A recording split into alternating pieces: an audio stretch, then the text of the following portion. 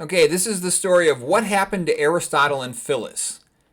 Okay, Aristotle was the smartest man in the world of the ancient Greeks, perhaps the smartest man who ever lived. Yet even Aristotle could be tricked by a woman. Aristotle was the teacher and mentor of Alexander the Great. There's Alexander the Great right here. And Alexander very much admired Aristotle. In fact, Alexander admired Aristotle and the Greeks so much, wherever he went, and he conquered much of the known world in that time, he taught the Greek culture and he taught about Aristotle. And he would collect biological specimens of animals for Aristotle to classify and all of those things back in his day. Well, Alexander had a girlfriend named Phyllis. And Alexander's men kept complaining to Aristotle that Phyllis was having a bad influence on Alexander. Aristotle was one of the few men who could influence Alexander at all.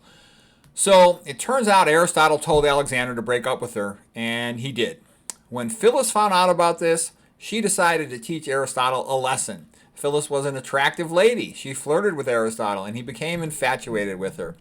Then one day, Phyllis told Alexander to hide behind a tree and watch while she talked to Aristotle. Phyllis flirted with Aristotle. Then she asked Aristotle if he would get down on his knees so she could ride him like a horse. Then she sat on his back and she grabbed his beard with one hand and his hair, and then with her other hand she spanked his bottom while yelling, "Giddy up, giddy up!" For Alexander the Great, who considered Aristotle the smartest man in the world and his hero, it was quite a shock to see this. So what's the point? A clever woman can make a fool out of even the smartest man in the world.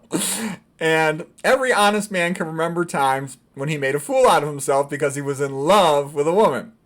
So the next time you sense you're making a fool out of yourself, remember Aristotle and Phyllis. Anyways, I just thought that story was kind of funny. I was going through my paintings and I came across this painting, so I just thought it'd be fun to make a quick video about it while it was fresh in my mind.